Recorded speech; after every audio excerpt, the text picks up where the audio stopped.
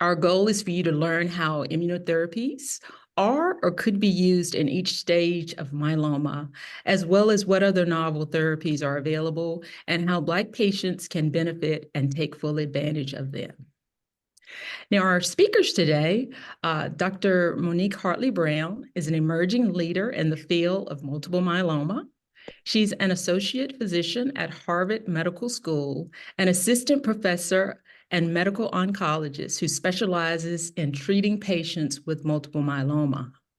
She practices clinical care at the Jerome Leipa Multiple Myeloma Center at Dana-Farber Cancer Institute. Multiple myeloma is an incurable cancer that affects Black Americans approximately twice more than Caucasian. Dr. Hartley-Brown has written several publications and has been a clinical research investigator for numerous clinical trials that has contributed to the advancement of clinical care for patients with multiple myeloma and plasma cell dyscrasias. As a Black female physician, she's dedicated to ensuring that the care for a multiple myeloma community is equitable and affords all patients in myeloma an optimal level of care, regardless of background, race, or socioeconomic status. Dr. Fatoki is a hematologist oncology fellow at the University of Miami Sylvester Comprehensive Cancer Center. His research interests include multiple myeloma and the biological drivers of disparities in people of African descent. Dr. Fatoki studied economics at Howard University before completing a joint MD-MBA program at Meharry Medical College and Vanderbilt University Owen Graduate School of Management. He trained in internal medicine with Kaiser Permanente in Oakland, California. Dr. Brandon Blue is an assistant professor at the Moffitt Cancer Center in Tampa, Florida. His clinical interests include the treatment of plasma cell disorders and the evaluation of patients pre and post bone marrow transplant. His research and interests include reducing health disparities and improving health outcomes of plasma cell dyscrasias. Dr. Blue recently completed a blood and bone marrow transplant and cellular immunotherapy fellowship at the Moffitt Cancer Institute. Now, as we go along today, please feel free to write your questions in the chat, and we'll address them as we go, and there'll also be ample time for Q&A. So without further ado, I want to introduce you to Dr. Monique Hartley-Brown, who's going to be presenting information on MGUS and smoldering multiple myeloma. Dr. Hartley-Brown, the floor is yours. Thanks, Valerie, and thank you so much for that wonderful introduction. I wish there was somebody to introduce you, because you brought us all together and you've been doing a phenomenal job in educating other patients with multiple myeloma. So for now, I'm just going to share my screen and see if we can move forward with this topic. So my job today is to give a little bit of an overview of monoclonal gammopathy of undetermined significance, another word for MGUS, and smoldering multiple myeloma. And it is not moving. There we go. And so just as an overview, multiple myeloma, as you all know, is a cancer of plasma cells. So it's a blood cancer. It's the second most common type of hematologic malignancy. And those blood cells those plasma cells are the cells that become the myeloma cells. They live in the bone marrow. Their normal function is typically to make antibodies to attack and kill germs. However, when they become cancer cells, I like to use the picture of the turtle and the mutant ninja turtle. So when they become mutant or cancerous, they start doing things that they should not be doing, which is one, multiplying out of control. So they themselves become larger and they grow more. And then they produce proteins that cause havoc. So instead of becoming protectors and killing germs and attacking germs in your body, it actually attacks the body itself and produces proteins that are inactive in terms of being antibodies in the system.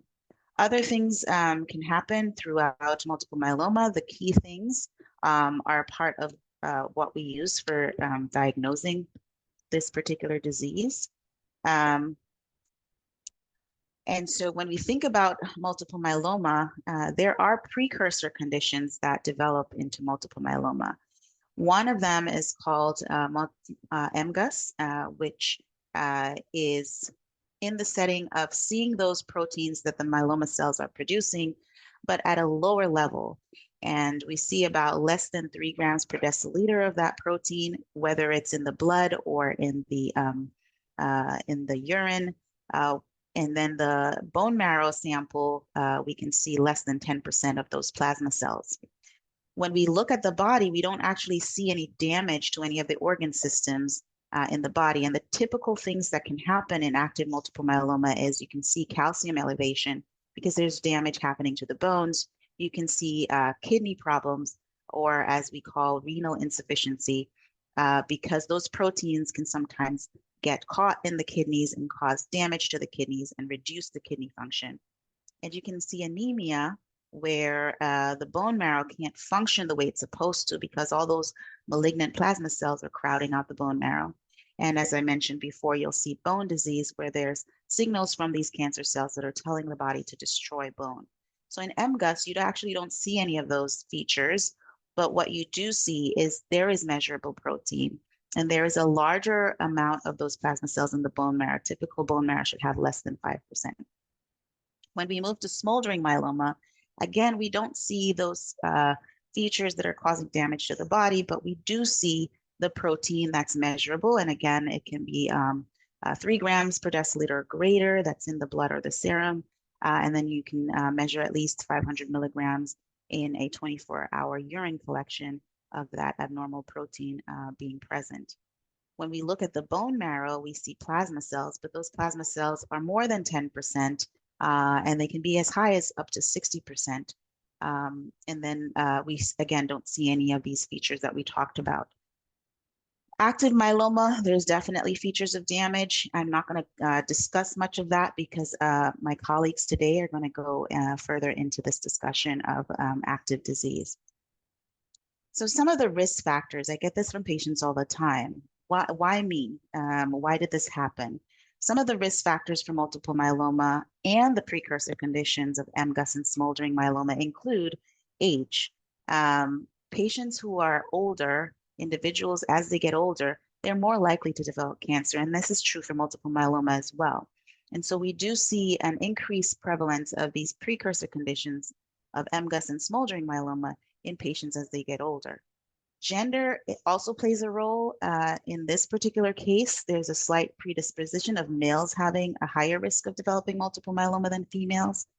And patients who are overweight. So we see more and more that in the Western world, we are finding that individuals are, more and more patients are considered morbidly obese. And that has caused us to find more patients with development of different types of cancers, including multiple myeloma. Family history is key. First-degree relative with multiple myeloma or precursor condition increases your likelihood of potentially having the same condition or something similar. So another condition that may be a plasma cell disorder. And then the most important I consider here is race is important. There are some biological differences that we're seeing. And when we look at Black patients compared to white patients, you see a higher risk of multiple myeloma development, earlier age of development in patients who are of Black descent. So it doesn't matter if you're Black Hispanic or Caribbean Black or American Black, we're seeing that this increased incidence is prevalent in patients who have African descent. Other malignant conditions and exposures to other things such as Agent Orange, if you think about the World Trade Center exposures, some of those toxins also increase the risk of developing hematologic malignancies and other malignancies like multiple myeloma. And so, as I alluded to earlier, myeloma is more common in Blacks than whites.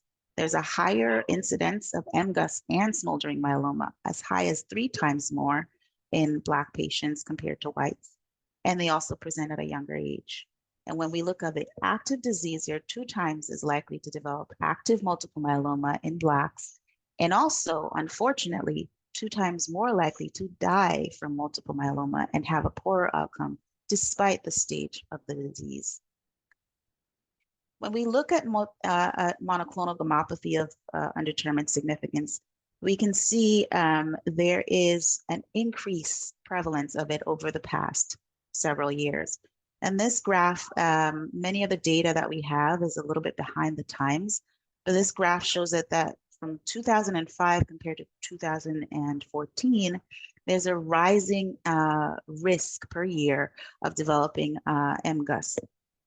But what we also see, if you look at the colors, you can see that the highest incidence is in the Black patients, and then second to that would be the red curve or the red graph.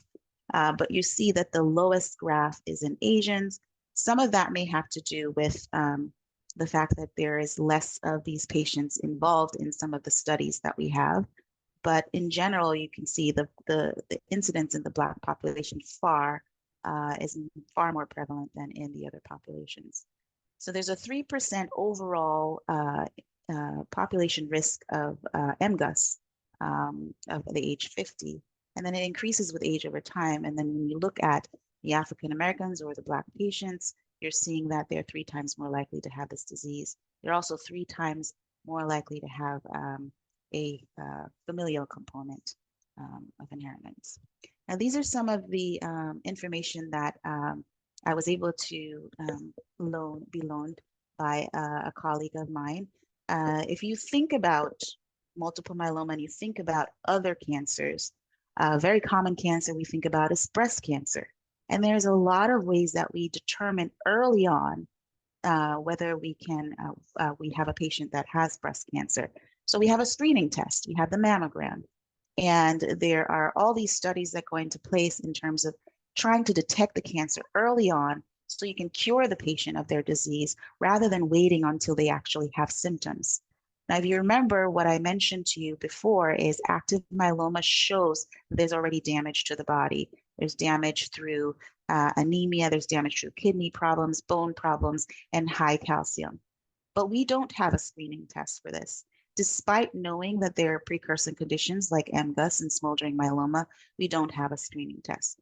And so there are there is evidence that we could potentially have a screening test for patients who are at high risk. And this is something that is being evaluated by the PROMISE study. And this is a ongoing initiative, a national initiative looking at patients who are potentially at higher risk for developing multiple myeloma or the precursor conditions. And this is because we know that MGUS is fairly common, especially in certain populations. So if you look at this graph, and this is old data, this is nothing new. We know this. This is, we're talking about almost 20 years old data here. When you look at the lower curve, you see MGUS, increases your risk of multiple myeloma over time.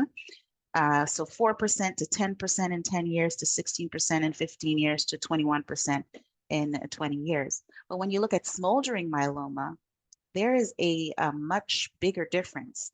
And so early on, those patients who are likely to have active disease, you have about a third of the patients who will potentially have active multiple myeloma, at least in 15 years. But you also see that big portion of the curve early on, where about 50% of the patients will convert to active myeloma in 5 years. Those patients are the higher risk smoldering group. And those patients are interesting because we are looking at ways that we could potentially mitigate them from developing or prevent them from developing into active disease. So the PROMISE study has this concept in mind. And the idea is selecting patients who have either fall into the category of either having a first degree relative with active myeloma or fall into that population of patients who may have an increased incidence or increased risk of developing multiple myeloma. And that includes Black patients. And so we know this data already. We talked about this. This is for adults. This is for asymptomatic healthy individuals. Can we identify screening tests, ways to genetically determine patients who might be at risk and somehow prevent them from developing active disease, or at least capture them early on with early detection methods? And the testing and all that is funded through the grants received by this process. So there's no cost to the individual who is involved. And this just really, I don't need you to hone in too much on this, but it's to identify clinically and biologically what could potentially be ways that we can target patients from developing, or the disease, target the disease rather, and prevent patients from developing active multiple myeloma. Sometimes we get questions from patients, well, you know, I have a first-degree relative who has disease. What can they do to help in this process? And the Peak Crowd study, I just have one slide on it. That's a sister program that also looks at some testing done in patients who have active disease. But for the precursor conditions, those are the things that we really need to see if we can early detection and try to somehow intervene early to prevent progression of myeloma. Other things that I want to mention is, you know, patients of African American descent actually have an increased prevalence of certain genomic differences in their disease. So translocation 1114, this is essentially, if you think about your biology, for those of you who are who recall, as human beings, we have 23 chromosomes from mom, 23 from dad. And so we label them, you know, scientists like numbers, so we label them. So that chromosome 11 and that chromosome 14, they can swap parts. And if they swap parts, that can turn on certain driver mutations that will cause those cancer cells to develop. Same thing for 14 and 16. Now, when you look at the cells, those cancer cells in the Black Americans, they tend to be more likely to have these types of genetic changes in their myeloma cells.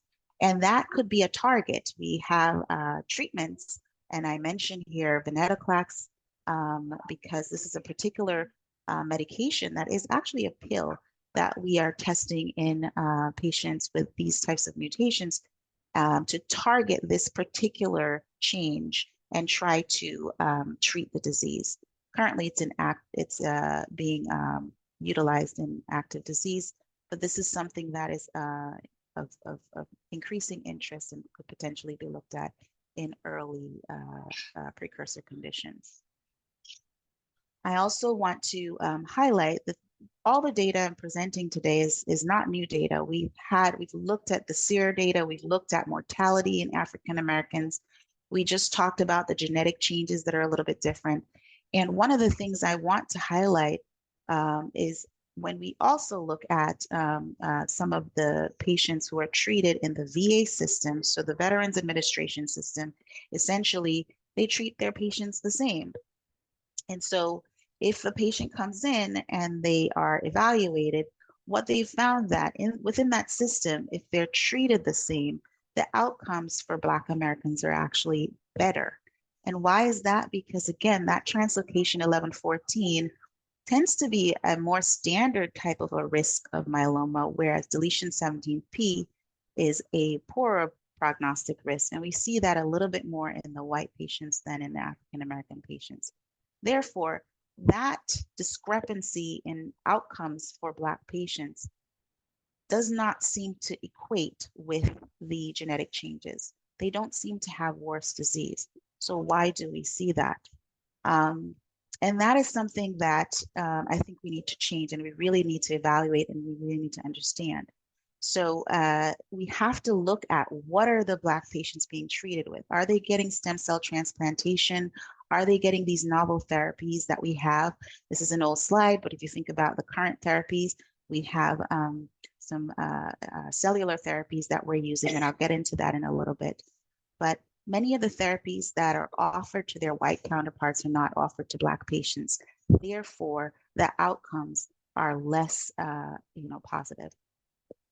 And so I only put this quick slide here just to remind you, because I can't go into too much detail in the interest of time, but smoldering myeloma, just like MGUS, we do have a risk stratification. Again, it is inactive disease, it's considered inactive disease. So we think about patients if they're low risk versus intermediate risk versus high risk. And if you remember that prior diagram that I showed you earlier, I'll probably try to go back to it.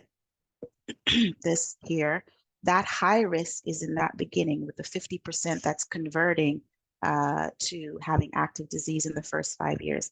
But as you see, if you look higher up on the graph, the gradient kind of comes down a bit, and that gradient starts to look more like the MGUS gradient. And so those patients later on, at the 10-year mark, 15-year mark, those patients tend to be the patients who are behaving in the lower risk category, and those patients have a less likely chance of like around 2% per year of developing active disease. The high risk patients, however, we really need to do something about, and some of the things that we are doing right now at our institution is we're looking at a lot of these novel therapies that treat active myeloma, fully approved for treating active myeloma. And I'm sure my colleagues will go into some of these details later on today. But we're wondering, can we use these therapies in those patients with high-risk disease, high-risk smoldering myeloma who may potentially develop active disease within a few years?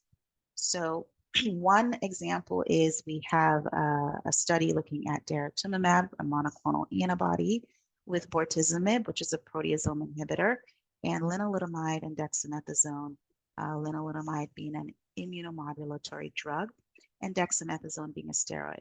Now, this cocktail of medications is utilized to treat patients with active disease. Here, we're using it much earlier. We're trying to treat patients with high-risk smoldering myeloma. And we use the criteria. There's a few criteria, but most popular criteria that's used is this 20-20 criteria, where we look at the serum protein, that M spike we talked about, if it's greater than 2 grams per deciliter, or the actual free light chains that we measure in the serum, if it's greater, if that ratio is greater than 20 for the active light chain over the inactive light chain, or if the bone marrow biopsy shows that the plasma cell percentage is greater than 20%, you can fall into that high risk category. And that's an easy thing to look at and calculate. And so these are ways, and we also look at cytogenetics and things like that, but these are ways that we're trying to include patients in early clinical trials to try to see if we can prevent the development of an reportedly inactive disease, smoldering disease, from becoming an active disease like multiple myeloma. Another example is we are looking at the depth of response. So we don't continue the treatment forever. Those medications are given for a set period of time, typically about a couple of years. You will be on a maintenance regimen after the initial induction portion of it. And we look at scheduled bone marrow biopsies to see the depth of response. How many of those plasma cells have died? Did we actually, get down to 1 in a million, where we cannot find those plasma cells? That's the deepest we can actually measure with our genetic testing. And that's when we consider patients to be MRD negative. If they're MRD positive, meaning we still see some residual signs of these cancer cells in the bone marrow, then we may continue with the maintenance portion of the daratumumab with the lenalidomide. If we don't see it and you're MRD negative, then typically you wouldn't participate in this part of the study. So the question becomes, what is going to be the outcome of this? I mean, we've had some preliminary data that was presented in 2022. I'm sure we'll have some updates soon, but it would be nice to know whether we have what the long-term outcome of this is. We have overall response rates in the 90% range, with at least a quarter of the patients getting a complete response. So we really want to see what the MRD negativity status is and what the sustainability of that MRD negative status is over time. So more to come for these patients. And when we think of immunotherapy, when we think of immunotherapy, we also want to think about in multiple myeloma, whether precursor or active disease, we want to think about reducing the progression of immune stimulation and causing enhanced surveillance. So potentially eradicating the disease early on, and then utilizing the T cells. So when we think about cellular therapy, we use T cells to help us. That's part of the immune system. So we want to use those T cells when they're much more active and have not seen other therapies or has not already been trying to fight the disease in the past. So these cellular therapies that we think about, bispecific antibodies and CAR T cell therapies, I'll go a little bit more into in the next couple of slides, and then I'll end at that point. But I'm sure you're going to hear more about it from my colleagues. And again, there we go.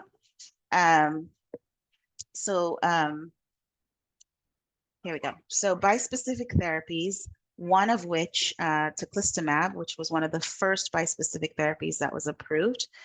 Most of these patients in these trials, or all of these patients actually, had active disease, refractory disease. That's typically where we start when we have a first phase 1 trial in patients, because we want to see those patients who have exhausted all the treatment options that are approved. We want to see if we can offer them something else that will actually be beneficial and allow them to have a longer survival. And so this particular study utilized teclistamab. Now you see in the drawings here, the protein that the antibody, this antibody is sitting here with the purple side towards the T cell and the orange side towards the myeloma cell being in gray. And the protein that's sitting on the surface of the myeloma cell that this product or bispecific antibody binds to is BCMA, B cell maturation antigen. On the T cell arm, this purple side, it binds to the T cell through this antigen that sits on the surface of the T cell called CD3. Now, if you just look at this, you don't have to get too complicated. Essentially, this antibody is bringing the immune system, which is a T cell on the one hand, in close proximity to the actual myeloma cell on the other hand, and trying to tell the immune system, hello, be more proactive about killing this cancer cell. Not only is it doing that, but it's also sending direct signals through the BCMA attachment, through the cell, to cause internal triggers for death of the myeloma cell. So it has all these different ways of working, triggering the immune system internally through direct apoptotic or cellular death mechanisms, and it works very well. In these patients who have exhausted all these therapies, we saw that about almost 40% of the patients were able to get a complete remission. And that was a striking thing. We also saw that over 60% of the patients were able to have a favorable response. And so this was, data that kind of blew us out of the water when it came out, and it was very encouraging to know that we had additional therapies that we would be able to offer our patients in the relapse setting. Now, other bispecifics are approved. Talquetamab, the protein that is targeted is the GPRC5D protein. That's what sits on the myeloma cells, and that's what the antibody binds to on the myeloma cell. The CD3, again, is still on the T cell, Again, here we see overall response rates of over 70%. These are 2 different doses of the actual product that's being used. And if you look at the information on the chart, it's basically just going through some of the toxicities that we see, because this is a new medication with a new mode of mechanisms of action. And so we're seeing new side effects that we've never seen before. I don't want to spend too much time on that because, again, I think my colleagues might go into some of this information in more detail. Now, I had to bring those 2 slides to the forefront because we think that in the setting of having high-risk smoldering myeloma, we could utilize the immune system the same way we do in the relapse disease. However, we have a more robust immune system. So why not utilize it and try to see how these agents, how these antibodies can be utilized early on? So use of teclistamab and talquetamab in the setting of high-risk smoldering myeloma, seeing how the patients respond after a set number of doses. And again, we use about 24 cycles of the therapy in comparison to other agents that we know about, lenalidomide in this example, and seeing if we, again, can mitigate the progression or reduce the progression to active myeloma, potentially even curing some of our patients. And finally, we have also therapies looking at chimeric antigen receptor T-cell therapy, so CARs. We have 2 of those that are already FDA approved in the relapse refractory myeloma setting. And in our example here, we are utilizing cilta-cel or ciltacabtagene autoleucel in high-risk smoldering myeloma. We're trying to treat these patients and see how these patients do. Now, the nice thing about cilta-cel, it's a one and done. So you collect the T cells, you do the lymphodepleting therapy, you manufacture those T cells to become the CAR cells or the cilta cells. You reinfuse them, and then you give it back to the patient, and then monitoring of the patient to see how they do over time. So I just gave you a lot of hope and a lot of energy about the excitement that we have in terms of what we're using in treating patients with high-risk smoldering multiple myeloma. I also talked to you about some of the things that we're looking at in the monoclonal gammopathy undetermined significance setting, where we look at MGUS and see if we can somehow learn from MGUS and start maybe treating these precursor conditions, especially in our high-risk Black American population. Because why are we waiting until it becomes an active disease before we actually destroy the tumor cells? And so hopefully in the future, we'll have some more information about this. And with that, thank you for listening, and I'll hand off to my colleagues. Thank you, Dr. Hartley-Brown. Awesome presentation. I love your presentations. Just very quickly, we did have a couple of questions to come through. I just wanted to, because I get a lot of questions about this from people in the groups as well. When we talk about vitamin D deficiency, can you, the participants is, how does vitamin D deficiency affect African-American individuals as it pertains to multiple myeloma? Can you, give us a little bit more information? Sure. Thanks, Valerie. I actually kind of skipped over that a little bit. It was on my slide, but I didn't really jump into it because in the interest of time. When you look at vitamin D deficiency in Blacks versus whites, it doesn't seem to have the same negative connotation in terms of myeloma outcomes. I'm not sure why that is, because we do have, we do see the vitamin D deficiency in both populations. But I'm thinking more it may have to do with what's going on genetically. The vitamin D deficiency in and of itself does not necessarily identify or highlight a poorer progression of disease or a faster progression from the pre-malignant condition to active condition specifically. But we do tend to see vitamin D in many of our deficiency in many of our patients with multiple myeloma, and it is worth treating that and managing that, especially in the setting of the damage to the bones and some of the treatments that they may require for bone building. Awesome, awesome, thank you. Oh, this is a very quick follow-up there. What are some of the symptoms of vitamin D deficiency that you may be seeing? That's a good question.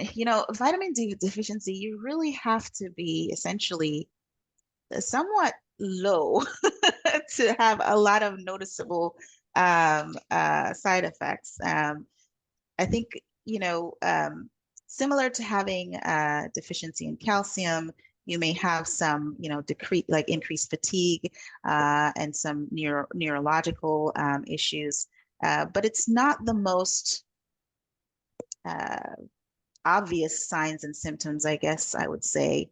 It's not as noticeable as things like anemia, where you're completely exhausted, or things like that. And most often our patients do have vitamin D deficiency because and many of us work indoors and we just don't spend enough time in the sun as we should. And so we don't see a lot of striking symptoms, I guess is what I would say. Okay, thank you. Thank you for that. In the essence of time, we are going to move on to the next speaker. We're going to try to get these questions answered, though, in the chat. So I want to take a moment and just turn the floor over to Dr. Fatoki, who's going to be presenting on newly diagnosed myeloma patients there. Dr. Fatoki? Hi, everyone, and good afternoon, and thank you for joining. My name is Dr. Ayo Fatoki, and I'm a hematology oncology fellow at the University of Miami. I want to say thank you to HealthTree and the Black Myeloma Health team for the invitation to speak. I'm still in my training, but as you all will see over the course of this presentation, I'm pretty obsessed with multiple myeloma, but in a positive way, and I plan to take care of myeloma patients for many years to come. And I'm also just really excited to be sharing the speaking platform with Dr. Hartley-Brown and Dr. Blue, who are two physicians I really look up to tremendously. I want to say thank you to them for joining, and we'll get this started. And so, my task for today was to kind of focus on hope for the future in multiple myeloma, really with the focus on newly diagnosed patients. And so what I decided to do was to talk to everyone about precision medicine and what it actually means for us for multiple myeloma, especially for newly diagnosed patients. Let's get into it. Okay, so since we're here for Black History Month, I really wanted to get us started by thinking about the question, what does it mean to be Black? Some might describe Black race as people of African descent or belonging to racial or ethnic groups that are historically associated with sub-Saharan Africa. But it's important for us to recognize that these racial classifications like Black or African American are really social constructs that can vary across different societies and different contexts. So for example, a Black person in the United States might be considered different than a Black person in the Caribbean or Latin America or even Africa. And in many places, being Black or identifying as Black is really just associated with this shared cultural experience and shared history that many of us have. And oftentimes that's shaped by factors like colonization, slavery, migration, and even systemic racism. And so those are oftentimes what you'll hear described as the factors that make someone identify as Black. But ultimately, being Black or identifying as Black really involves a diverse range of identities, cultures, and experiences. And honestly, what it means to be Black kind of varies depending on who you're talking to. And so I wanted to get us started with the idea that we may all identify as Black, but we're also a very diverse group of people. And I think it's also important for us to acknowledge the historical context for which we live in.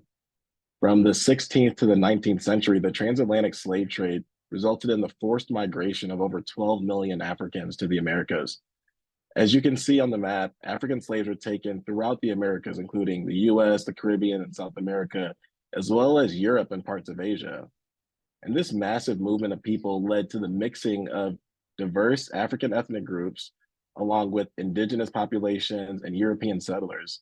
And this resulted in the creation of this genetically diverse population with varying degrees of African ancestry throughout the world. And this shared genetic ancestry, or this shared African ancestry, is just one of the legacies of slavery that continues to impact society and continues to impact our health today. And so because of this mixing of ethnic groups, we have a pretty complex genetic profile and we have complex genetic ancestries. And this applies not only to the United States, but as I mentioned, the Caribbean and Latin America. And honestly, it applies to almost everyone in society, not just the Black population. Because what we're finding is that even those who think that they know what their genetic background or their ancestry is, they can sometimes be surprised. And it's because of commercial genetic tests like 23andMe and the Ancestry DNA service that we're able to learn more. And so this map is just one example of slavery's impact. This was a study of European Americans or self-reported white people from throughout the US. And so the researchers looked at these people's genetics and determined the percentage of African ancestry in folks who self-reported or self-identified as white. And so what you'll find on the map is that the states that are shaded a darker color have a higher percentage of African ancestry among their white population. And the lighter states, their white population is more genetically European.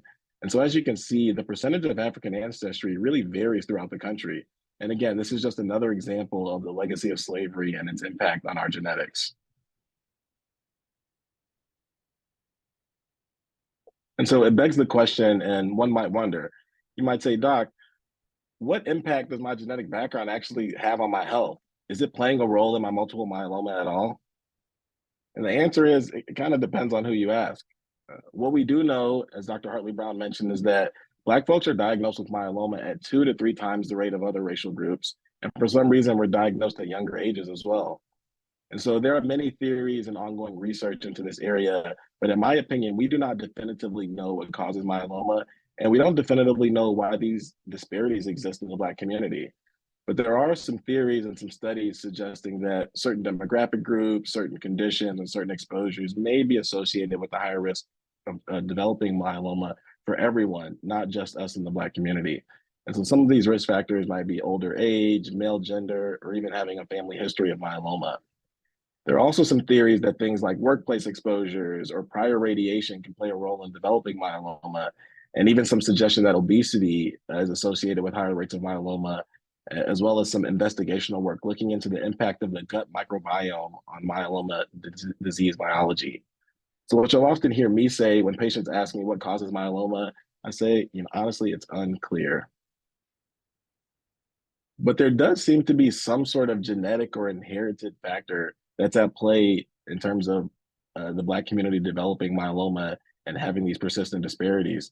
There are studies looking at Black and white patients from similar socioeconomic backgrounds. And in these studies, socioeconomic status was really based on education level and household income. And the goal of the projects was to control for socioeconomic status and see, does this eliminate the disparities that we see with Black patients with myeloma and their precursor conditions? Or do the disparities where we're diagnosed at 2 to 3 times the rate of other groups, do those persist even when we control for socioeconomic status? And unfortunately, even when controlling for SCS, we still have a 2 times higher rate of developing a myeloma precursor condition in the Black community as opposed to other groups, even when we come from similar backgrounds. Along with that, there have been some studies looking at MGUS in the West African country of Ghana to determine if the disparities that we see in the Black population here in the US also applies to West Africa. Because as we discussed earlier, there is at least some shared African ancestry among most people who identify as Black race in the US. And so this study in Ghana found that there is still a 2 times higher risk of developing myeloma and its precursor conditions among Black men in Ghana compared to white men in the US. So this kind of tells us that the disparities that we see in the Black community here in the US or in our Black American population, they may persist throughout the diaspora. And then lastly, as Dr. Hartley-Brown mentioned, there is some growing evidence that there may be inheritable or genetic factors that influence the disparities we see. And so again, before I get into it, I do want to give the caveat that this data is limited, but there are multiple studies showing that people with family members who have myeloma are more likely to develop myeloma or a precursor condition themselves. And so again, the data is limited. As far as we know, myeloma does not quote unquote run in families, but there are reports of clusters of families with a pretty significant family history of myeloma, as well as other plasma cell disorders. And a few of these clusters of families include Black families. And so this suggests that there may be some sort of genetic or inheritable component to the disease. But again, this data is limited and it's still unclear and will require ongoing work. Now, interestingly, as was already discussed today, when we look at how long people live with multiple myeloma, regardless of how many are diagnosed, it seems that Black patients tend to do well when we're given access to standard or novel therapies. For example, there are some studies that show that after 5 years, around 54% of Black patients are still alive compared to 51% of white patients. And this data only becomes stronger as we move into the current day in the era of novel therapies. And interestingly, when we receive the same treatment as white patients, there may even be some evidence suggesting that we have better survival rates than other people who are diagnosed with myeloma. One example is a study that looked at Black and white patients who were newly diagnosed with myeloma and ultimately received bone marrow transplants as part of their treatment. The Black patients lived about 7.7 years after their diagnosis compared to only 6.1 years in the white patients. And so, these possibly improved or possibly superior outcomes that we see are persistent throughout our myeloma trials where, everyone has access to a novel or a standard treatment. When we're given access to adequate treatment, we tend to do pretty well. And so this is something I wanted to be very clear about, with my portion of the presentation, and for us all to remember that as much as we talk about the disparities in myeloma diagnosis for the Black community, as well as the fact that there are so few of us that are involved in clinical trials, I do want to give the caveat that there is some pretty strong data to suggest that if you as a Black patient are treated with standard or novel therapies, you'll probably do just as well or even better than any other patient with myeloma. So next, let's talk about some of these novel or standard therapies, because as you likely know, the treatment paradigm has entirely shifted for myeloma in a very positive way. And we have a number of highly effective treatments that are available now compared to 20 or 30 years ago when bone marrow transplant was the primary treatment modality. We now have targeted therapies like the proteasome inhibitor Velcade or the immunomodulator Revlimid. We've also made significant advancements in the field of immunotherapy with monoclonal antibodies like daratumumab, and even CAR T therapy that's improving survival for our myeloma community. And then, I can't ignore the fact that we've gotten better and better at providing bone marrow transplants over the years, making them significantly safer today compared to previously. And so, all in all, these treatment options are more numerous today and are more effective today than they were in the past. And this is one of the reasons I personally got excited about pursuing a future of myeloma. It seems like we're making a difference today and also changing the landscape for our future generations. And so with all of these treatments available and them becoming approved for earlier and earlier lines of therapy, it begs the question, what's the ideal treatment for me, especially as a newly diagnosed patient? And as I've said multiple times throughout this presentation, the answer is unclear. But this is where the hope for the future of myeloma and the promise of precision medicine intertwine. And so for those who are unfamiliar, precision medicine is defined as tailored treatment for individuals based on your personal characteristics, including your genetic makeup. And the goal of precision medicine is to provide precise, effective treatments at an individual level. So think of it as the opposite of the one-size-fits-all approach. Unfortunately, we still have a lot of work to do to fulfill this promise of precision or individualized medicine, because generally speaking, we still kind of have this one-size-fits-all approach in myeloma, with one caveat being the distinction between standard and high-risk disease. Now, what I'll be honest and transparent with you all, as a trainee, understanding high-risk disease is something that I've struggled with. And it's not because I'm, not understanding or not putting the time in to understand the difference between standard and high risk, but it's because when you talk to different myeloma specialists, sometimes get different interpretations of what's actually considered high risk. The graphic on this slide highlights the range of opinions in determining what's actually high risk in the myeloma community. For example, at the very top of the chart and at the top right are the international staging system and the revised international staging system, which we generally use to classify standard versus high risk disease. And so ISS and RISS incorporate lab tests and FISH studies to determine who is at highest risk for progression. But it doesn't incorporate whole genome sequencing or complex genetics, which we have data to suggest that is having an impact on myeloma.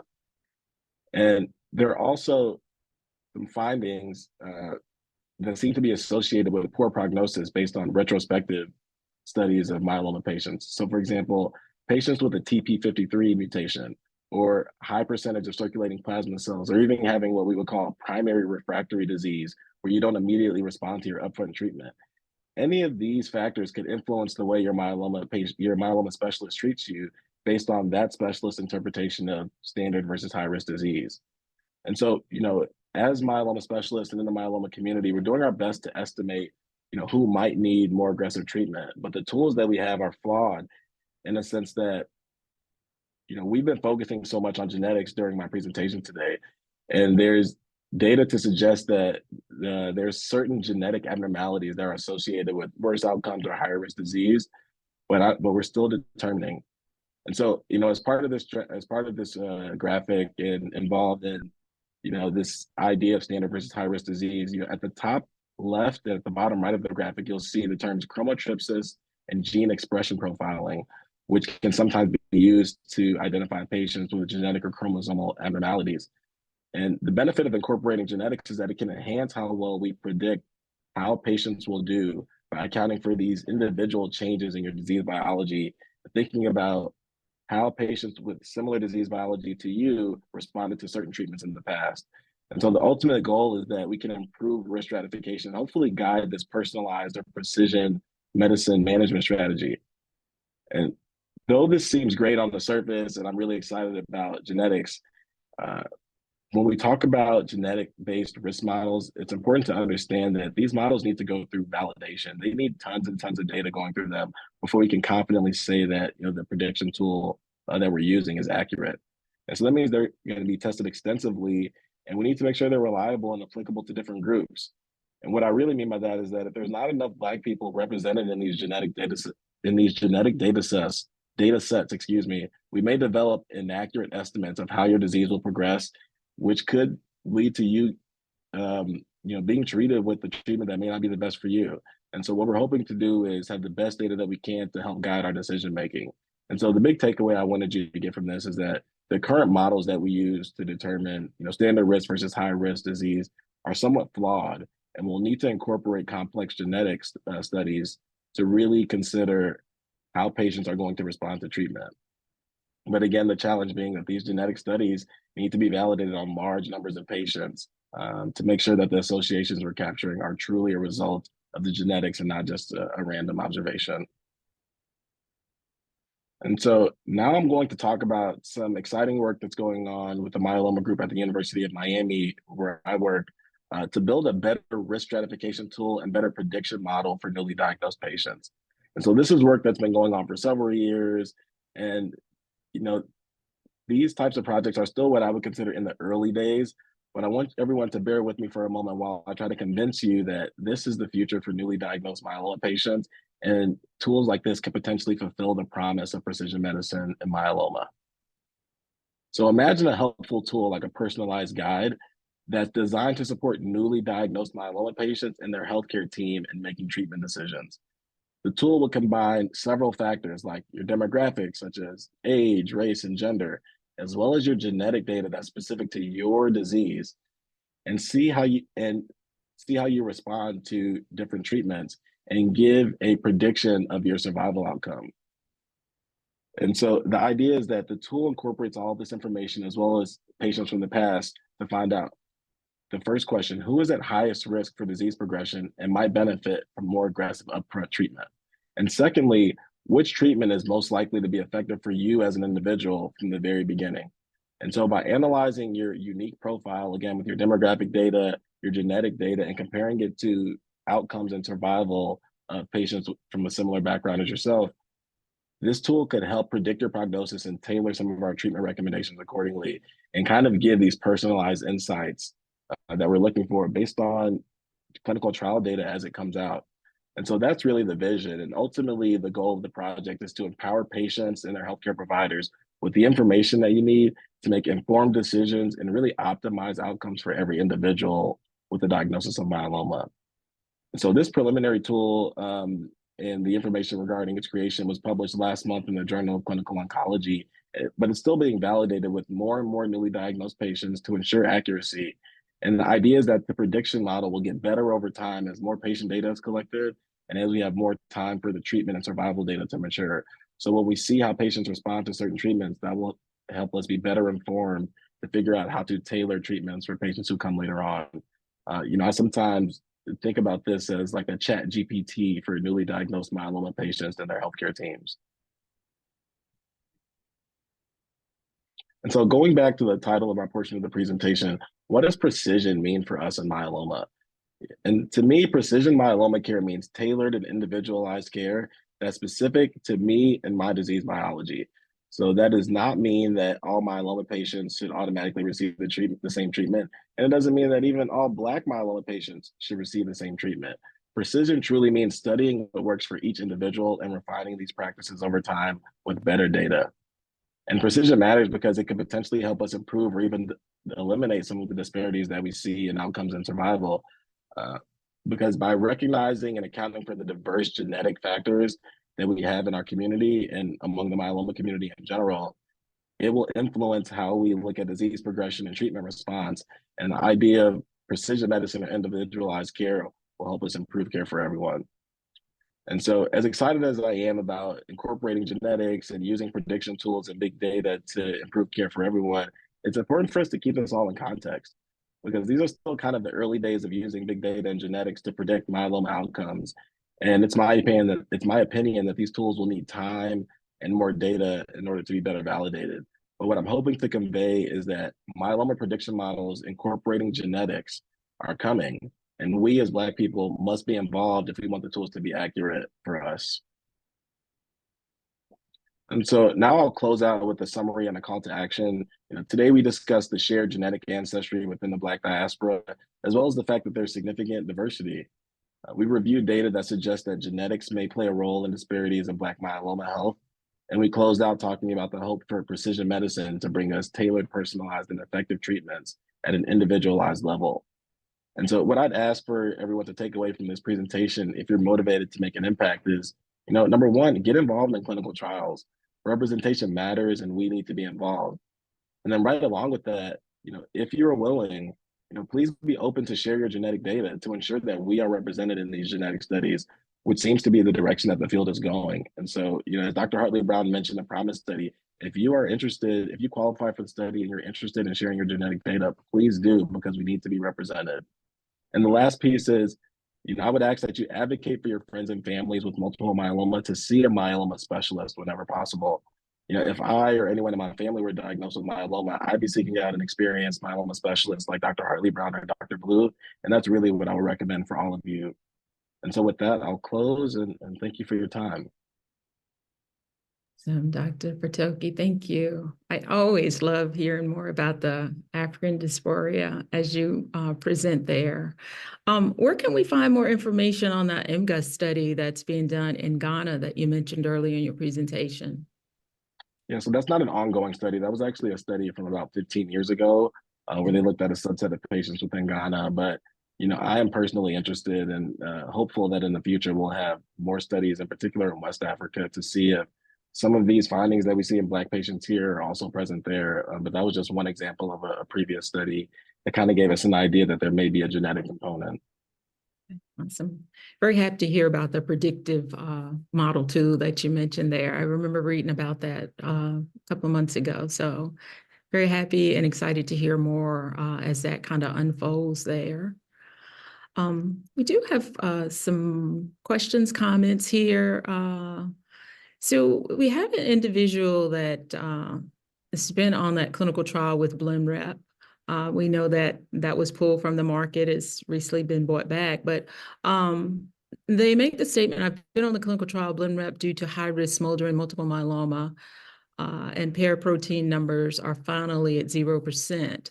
But they never hear about studies with African Americans regarding this drug.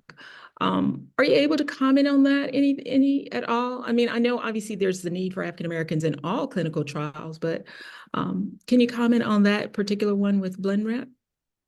Yes, unfortunately, I don't know the specifics of the representation and diversity within the Blenrep trials. And so, if Dr. Hartley-Brown or Dr. Blue have any insight, please chime in. But Valerie, exactly as you said, I think it just emphasizes the importance that we need representation in all clinical trials and in all aspects of myeloma care. Yeah, the main thing with that medication is that, it was typically brought out to be in what they call the relapse refractory setting. It was one of the first medications that was approved for that BCMA target that Dr. Hartley-Brown talked about. but just due to some issues, it was pulled from the market. And so right now, the plan is to try to bring it back, but earlier lines of therapy. And so you'll see a lot of clinical trials trying to use and incorporate that medication in different ways, whether it be smoldering, whether it be first line, whether it be second line, but it'll be coupled with other medicines that are currently approved. And so there are several that, typically are trying to get the medication approved. So it's not necessarily just for the Black population, but it is for the earlier lines of therapy than it was originally approved to be for. So that's typically what you'll see when it comes to research for Blenrep these days. Yeah, I would just echo that and say this is actually a medication which I think they never took it off of the approval in Europe, but we did here because it had a conditional approval when it was released in 2020, I believe.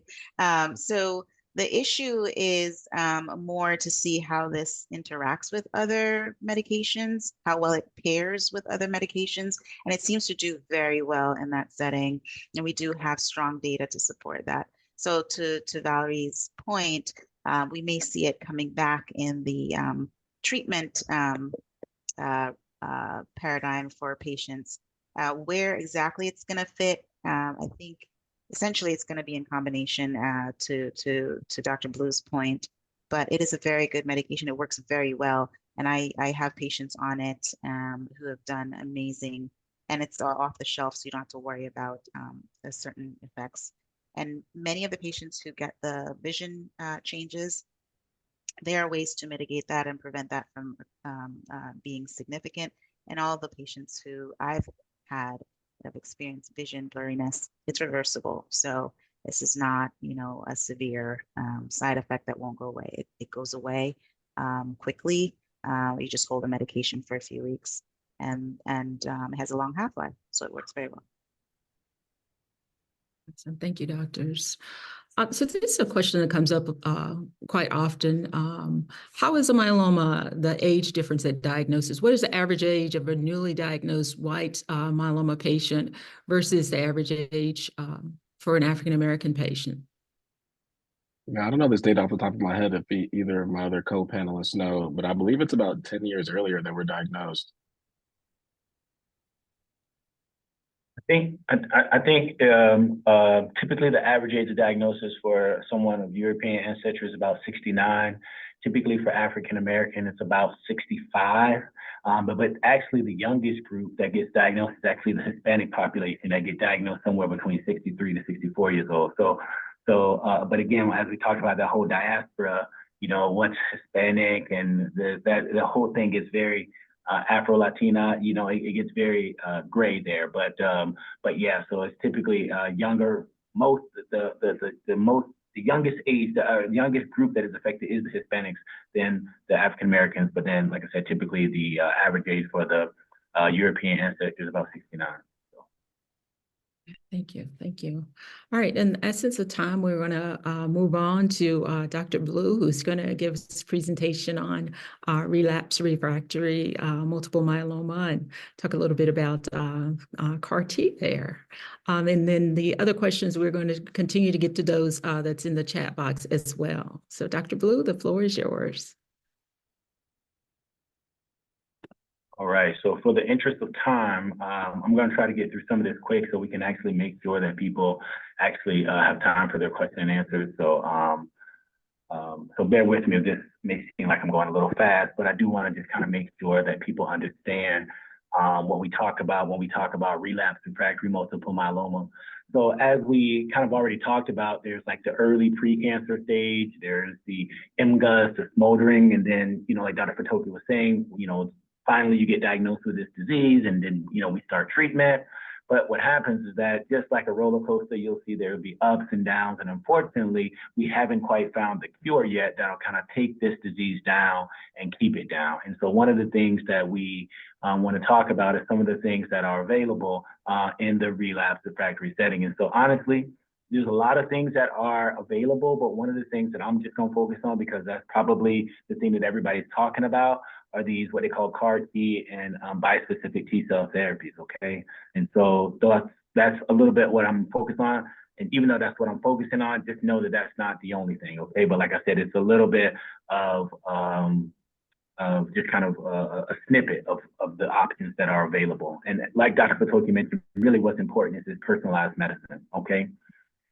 So really the big thing to know is that, you know, after people have seen kind of the usual medicines that people typically get for multiple myeloma, just know that the options and the response rate for other medications is pretty low, meaning that like we have great medicines at the very beginning, but then as each of those little ups and downs happen on that roller coaster, unfortunately the medicines work a little bit less and a little bit less and a little bit less. And sometimes that means that the relapses are a little bit shorter, a little bit shorter. And so we really needed something that could still work very well in this group of people who've seen so many different medicines. And so that's when people have come through and said, all right, well, let's use the immune system to be able to fight off cancer. And that's really where, you know, kind of CAR T came from. And so the first CAR T that was approved for multiple myeloma was ide-cel, or people may use the word Abecma. And so right now, you know, the FDA says that, you know, if you have at least 4 lines of treatment, meaning that like you have been up and down and up and down that roller coaster that I just mentioned 4 times, then that means that, you know, you would now qualify for this new medication. The one thing that I mentioned that's super important is that when this drug first came out, there was nothing else available that can give people about 73% of respondents, meaning that it works in almost 3 out of every 4 people that get it. And so I think that's a fantastic use of this medication for people who really didn't have any options that were better than that. There were about 1 out of every 4 people that got it completely wiped away, meaning that like they were in what we call MRD negativity, meaning that the 1 in a million, like Dr. Hartley-Brown mentioned, it was basically not detectable. And so what we do is, and he kind of went through some of this, so I don't want to belabor the point, but you know, using that T cell to be able to use your body's own immune system to be able to fight off cancer, and we really saw some great responses, okay? Also, there's another option as well, and they all use this kind of same target, that B cell maturating antigen, or what we call BCMA, all right? So you'll notice that that's kind of the short abbreviation that we all use, but this one was approved in 2022. And so people use the word cilta-cel, but you almost also may hear the word Carvykti. Again, also using the body's immune system, also being able to fight off cancer cells. And again, these are people who, again, the FDA is saying that, you know, once you've been up and down 4 times, then you would get exposure to this medication. But again, you can see that based off of the research that was done, that over 95% of people who got this medication responded to it. And again, these are people who've seen a lot of different medicines. And so we just didn't really have anything else that worked that well in that many people who had seen that many different medications. And again, half of the people who actually received this medication actually got to that, what we call MRD negativity. Again, that means that there was no detectable cancer cells, which is exactly what we want. That typically leads to longer what we call progression-free survival, a longer time that the disease is under control. And that's really, really, really what we want. The unfortunate thing about it is that there are some disparities when it comes to this even new therapy. You know, one of the things that they notice that with these new therapies, that there's 2 big side effects. One of those things is called cytokine release syndrome. The other thing is called neurotoxicity. And that for unknown reasons, we don't really exactly know why, but we do see that, you know, African Americans, I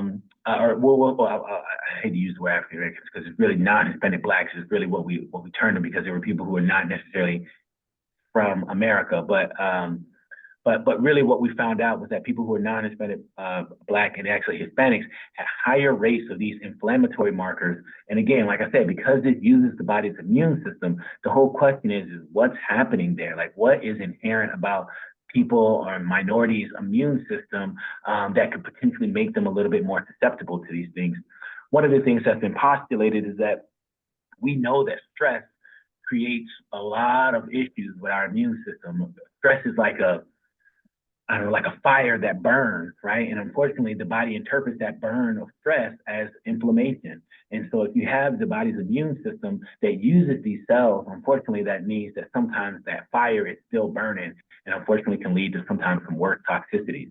And so just know that, again, some of this data is somewhat preliminary, but we do see that there's even a difference in sometimes how long people have to stay in the hospital based off of some of these backgrounds. And so we don't really know that there's really a difference when it comes to like actually how long they work and those kind of things, but we do know that, you know, they're highly effective for all people. We do see some mild changes in the overall response rate, but we do know that, you know, for what's available, meaning that people who, what we call triple class refractory, have seen really all the kind of mainstay medications, that we really were able to kind of use some of this real world data to say, all right, well, let's look at the people who need it the most, because we do know that not only do minorities get diagnosed at a younger age, but, you know, as mentioned before, is that we were dying at a younger age as well. And so that also means that we need some of these newer therapies kind of access to kind of make sure that we can kind of bridge those gaps.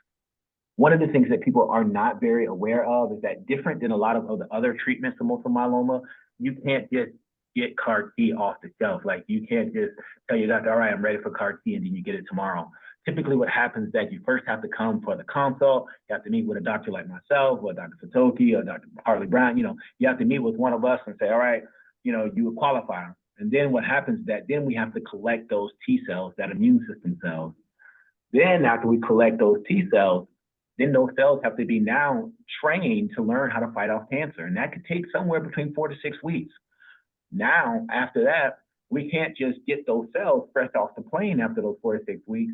We have to give you a couple of days of chemotherapy to kind of weaken your immune system so that your body can accept those cells and that there'll be less issues.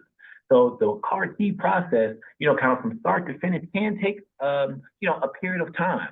And so it's not one of those things that, at least as of yet, that we're able to get what we call off-the-shelf CAR T. And so, you know, we always recommend that people, if you are considering CAR T, that you start this process early, because as you can see, it can take several months. So again, like I said, the two big products that are available now for CAR T, one is called Abecma or Ide-cel, the other one's called Carvykti or Cilta-cel. But again, just to know in a general sense, because you typically can't compare one to one because they weren't compared head to head, but just know that they all work in people much higher rates than any of the other things that are available, okay? And again, when they were compared to other things, again, like I said, they did have higher rates of what we call response rates and longer durations of time that they worked, okay? So one of the other things that I wanted to talk about, well, again, Dr. Hartley-Brown kind of mentioned this already, so again, I don't want to belabor the point, but basically, how do we bring basically these CAR T cells or these T cells to the actual cancer cells? And we were able to do that with these bispecific T cell engagers. Basically, you know, it's kind of like when a husband and wife get married, you know what I mean? They basically get married at the hip, you know, and this is basically that wedding ring that combines the man and the wife and kind of puts them together. And the thing about it is that when that toxic T cell sees that cancer cell, you know, then it's lights out. And we've seen some fantastic responses for what we call these bispecific T cell engagers. So the first one that was approved is what they call teclistamab. You might also hear the word Tecvali. Again, in that same population of people where the myeloma went up and down several different times, we were also able to see that when we were able to bring that, you know, kind of hungry T cell to that myeloma cell, that we saw a lot of cell death, and that's exactly what we wanted from that group of people. We see again that it worked in a majority of the people who were able to get that, with what they call the overall response rate being about, you know, 3 to 4 out of every 5 patients, you know, which is exactly what, you know, you look for. Again, and like I said, with people who have seen that many lines of therapy, there's nothing else that really, again, provided this level of treatment, okay? Again, those same kind of issues that we see before, that cytokine release, also some of those neurotoxicities, we do see, again, because you're still using the body's immune system. So we do expect that the immune system is going to be revved up. And so there are things that you will notice that when people do get these medications, there will be things like fevers, there will be things like chills, there will be things like the need for oxygen, low blood pressure, elevated heart rate, right? All these things that basically let us know that the immune system is revved up do happen with all these different medications, whether it be these bispecifics, whether it be the CAR T cell, because they're all, again, very connected. Again, like I said, neurotoxicity is also super important. Sometimes the neurotoxicity is confusion, sometimes it's headaches, sometimes it's shakes of the hand, what we call tremors. But just know that we do have medications that typically can help with this. But again, can happen with both teclistamab or these bispecific therapies as well as CAR T. So you say, well, what's the difference then as far as when it comes to, kind of time to treatment? The biggest difference is if you came to see, again, one of the doctors like me, Dr. Fatoki, Dr. Hartley-Brown, and say, hey, I'm interested in this teclistamab medicine or these bispecifics, then typically we can get that started relatively quickly. What happens is that during this process, there is about a week stay in the hospital, roughly, that basically means that during that process in the hospital, we actually give people a ramp up dose, meaning that because we're revving up your immune system, we don't start off by going 100 miles an hour. We start off going slow, and then we kind of work our way up till we get to the full speed. Because again, these medicines are revving up your immune system, so we don't try to do too much too quickly. And so by doing that step-up dose in the hospital, we monitor for that cytokine release or those extra symptoms that I just talked about. We monitor for that neurotoxicity or that type of confusion, okay? And once those things are deemed to be safe, then you're able to go home. The big difference is that with these medications, they do require continuous injections and continuous dosing as opposed to the CAR T, which, as Dr. Hartley-Brown mentioned, is a one and done. So if you compare them side by side, the biggest difference when we see these bispecific, and again, there's more bispecifics that, again, like I said, I probably won't have as much time to go through because I do want to make sure that we have time for question and answer, but this is a whole topic itself that could be much, much longer. But just know that in a general sense, the bispecific therapies are off the shelf. The CAR T are your own cells, meaning that this is what Dr. Fatoki mentioned, that personalized medicine. You can't get more personalized than taking something out of your own body and then using it to fight off your own cancer, right? So that's very personalized, right? They both, again, use the immune system. One of the things that is different is that kind of weakening of the immune system that we do, that chemo that we give prior to CAR T, we don't have to do that for the bispecific therapy, okay? One of the things that is a reason for the one and done theory for the CAR T cell of why we can only give it one time but still have it work is that because it's your own cell, it what we call expands in the body and it recruits other T cells to say, hey, you see, I'm fighting off these plasma cells. I need you to come and do the same thing. And so because these T cells are able to basically like a living medicine that's working inside, we're typically able to do a one and done. And that's something that, again, a lot of people do prefer. Other thing is that they both do require probably some type of hospitalization. Sometimes people are doing CAR T as an outpatient, depending on the center. But typically, sometimes there's some type of hospitalization required for both. They both can give you, again, that cytokine release, that neurotoxicity. And again, some of those things can vary because, again, there's different levels of confusion, there's different levels of fever and those kind of things. But the biggest difference, as I mentioned before, is that one is kind of a one and done, but it does require you to be at a CAR T center.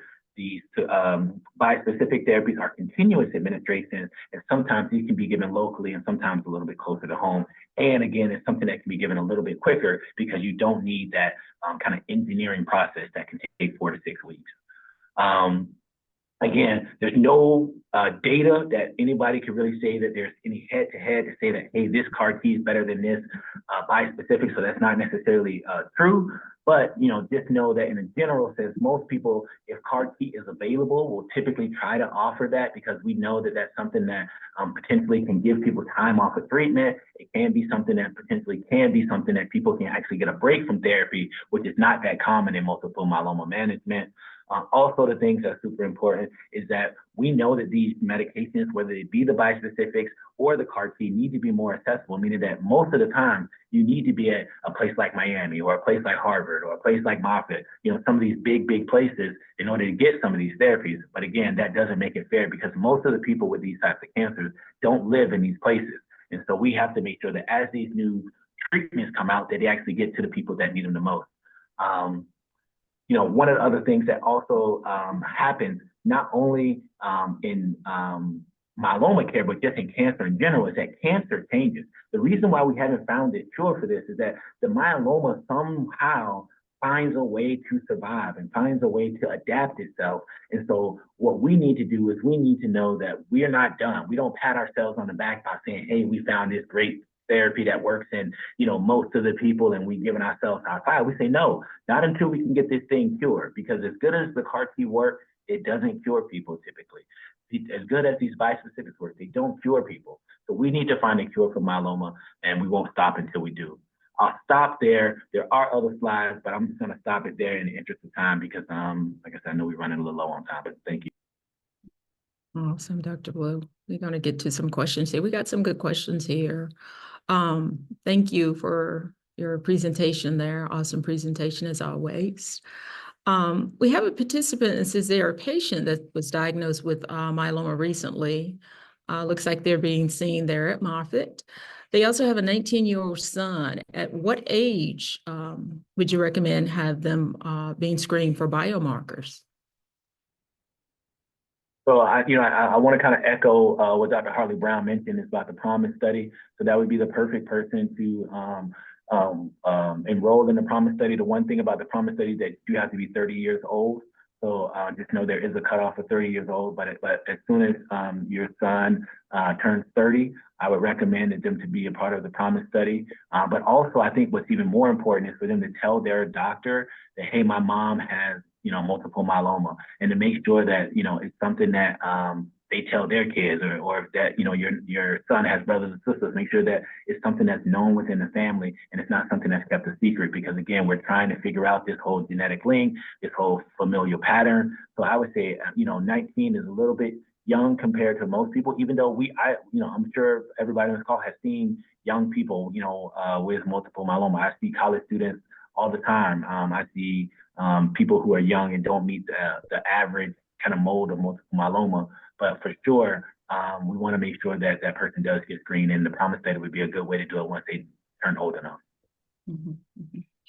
So, Dr. Blue, you talk about CAR T and the bispecific therapies. What are you seeing, say, at your center with the Black and African American population? Are they taking advantage of these therapies? And if not, why do you think that is?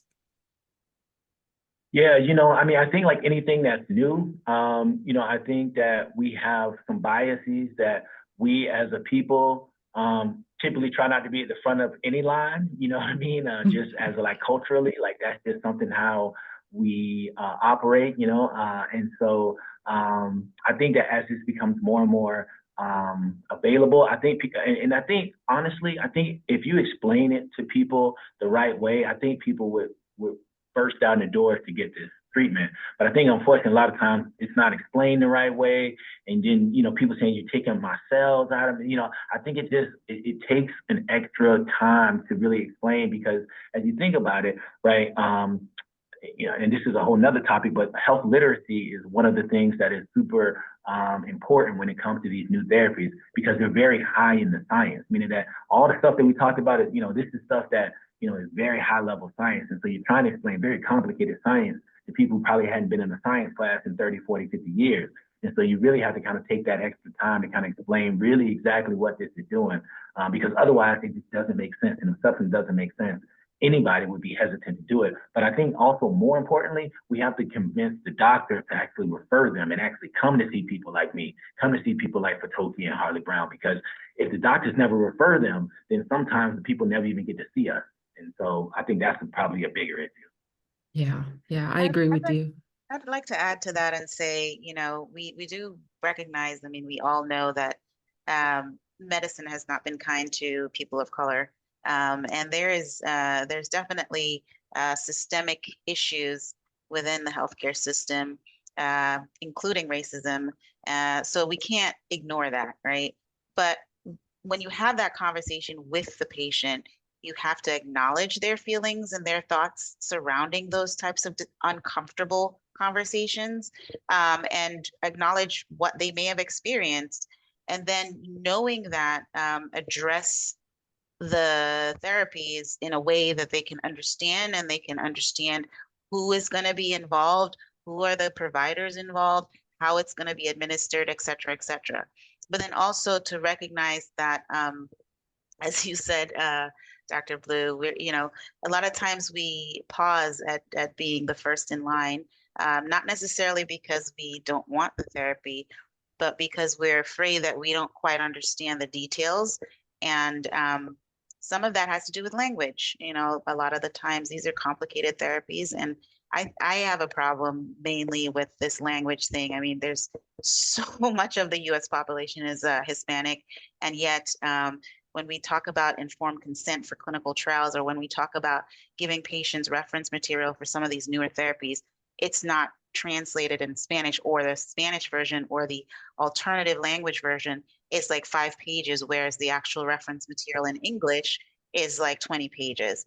And so it does give people pause. So there are some things that can be done relatively easily, I think. And some things that may take time, as you mentioned, has to be handled, you know, professionally and with care and repeated conversations. But something as simple as translation should be something that we should all be doing. I mean, it's 2024, and I think these are some of the things that, you know, we're a far cry where we ought to be with some of these things in the healthcare system. Thank you, Dr. Hartley-Brown. And I'll say, now that we have this knowledge about these therapies, go back to your doctors and talk to them. If they're not bringing up those conversations, you start that conversation. Say, hey, you know, I heard about this. This is something that may be, you know, I may be eligible for. Start to have those conversations with your doctors there. That's okay. That's part of advocating for yourself. Right. Let's look here. So we got a question about is why treatment areas do not use T cells from a matched allogenic stem cell transplant donor when offering CAR T treatments to a patient. Yeah, so there's actually been a lot of clinical trials that try to use what we call allogeneic CARs or T cells. They just haven't quite proven to be work as well. I'll just keep it simple. You know, they haven't seemed to just work as well as your own cells.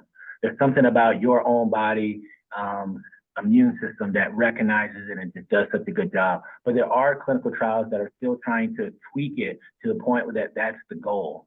And so you'll probably hear more and more about what we call allogeneic CAR or allo CARs more, or just more products that can be readily available, because again, there's some people, unfortunately, who pass away during that kind of 4 to 6 week of waiting on a CAR T, and God knows we don't want that to happen. So for sure, timing is everything, and so there'll be more to come on that. Mm-hmm, mm-hmm. But Dr. Blue, I want to go back. I remember when you were here with us last year, and you talked about CAR T being used in the upfront setting, closer to being used in the upfront setting. Can you give us an update on that? And is that something that we can still kind of have some hope in? Yeah, so you know, there's a couple things. So we're hoping, everyone in the myeloma community is hoping that, you know, as I talked about, that up and down 4 times, that the government will approve CAR T to be approved in earlier lines of treatment. We're hoping sometime 2024. We're hoping that that'll be the case. But from an upfront setting, there's going to be some clinical trials that try to what they call dethrone the king. And the king right now in myeloma care is transplant. And so there's going to be some trials that come out, and they try to compare CAR T versus transplant and try to see if what's going to happen there. Now, transplant's been around for longer than I've been alive almost. And so, you know, it's going to be hard to take down, but it is something that I think is exciting, because CAR T is a much less toxic thing. You know, we would prefer not to give transplant if we didn't have to, but it works. And so because it works, we still offer it. And so if there is something that can be work better, but be less toxic, I think that would be a win-win for both the patients and the providers. Yeah, awesome, awesome, awesome. And just to piggyback on that, it looks like there was a question about stem cell transplant. Can your collection be used for CAR T therapy, and how would that work? No, so typically there's different products that are what we call apheresed or collected during that process. So no, but one of the things that people are starting to do, that if you were to need what we call a boost, sometimes people's immune system just needs a little bit of a boost. So sometimes you can use stem cells to kind of give a little bit of a boost if people do run into like infection issues. But to use it for CAR T, no, that would be it's just a different process. Okay, awesome, thank you. All right, we got just time for a couple more questions here. I see this question about tremors. What do you guys recommend that could help with the tremors? Anything for this individual maybe dealing with that? Yeah, so sometimes the tremor can be a result of what we call the neurotoxicity, but sometimes it can actually be a sign that people can actually be developing something called Parkinson's. So typically what we do is we typically have people who have those tremors see a specialist called a neurologist, who is a nerve and kind of brain specialist, and they can help us delineate the type of tremor it is, because different tremors mean different things. And so if people are having tremors, they should have a specialist called a neurology as part of their kind of care team, and they'll be able to help kind of delineate kind of what the best next steps will be. Okay, awesome. And then lastly, are there over-the-counter drugs that you could recommend as far as like herbs, teas, vitamins that could be used in fighting off disease progression? Anything you guys can think of? I know it's Dr. Hartley-Brown, I see you. Go ahead and take that one. I always tell my patients that, you want to eat healthy, you want to have a healthy diet as much as possible. I think as long as you can try to maintain your health, the healthier part of you in its optimal state, that's really what matters. I don't specifically have some particular plant or soup or tea that I would definitively recommend. We mentioned some of the risk factors, obesity. So, if you find yourself tending to, be in the borderline or maybe obese, then look at some of the things that you're doing, some of your habits, and maybe try to improve upon those. And that would include some of the dietary habits as well. We do have some studies that are looking at myeloma and these precursor conditions, MGUS and smoldering, and the microbiome and in the gut, and seeing, is there something that we're exposed to in our foods and what we eat that may be somewhat predisposing us sometimes, or the immune system of our gut, like how that interplays with some of the things that we are exposed to. But those are early studies, and a lot of them we don't have enough information on to really make a definitive decision about specific things in your diet. So healthy is always a little bit better than unhealthy, if as much as you can. Awesome. Thank you. Thank you all for being here. I do want to take a moment just to give you opportunity for closing remarks. Dr. Fatoki, I'll start with you. Do you have any closing remarks this afternoon?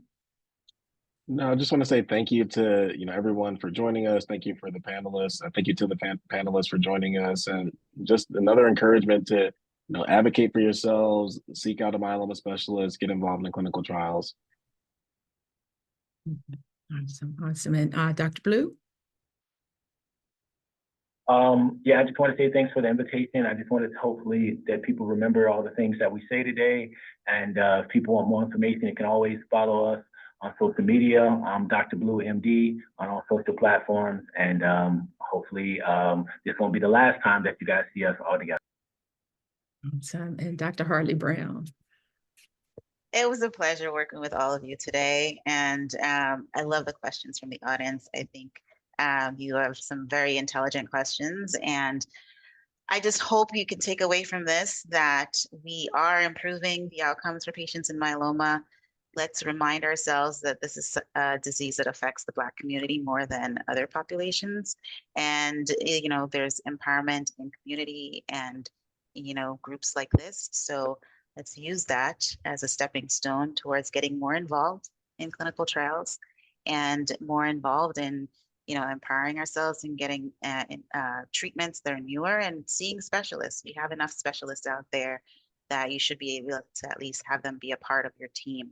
Even if they're not your primary local provider, you can plug into them through different avenues. So get involved and get the care you need. Thanks for inviting me.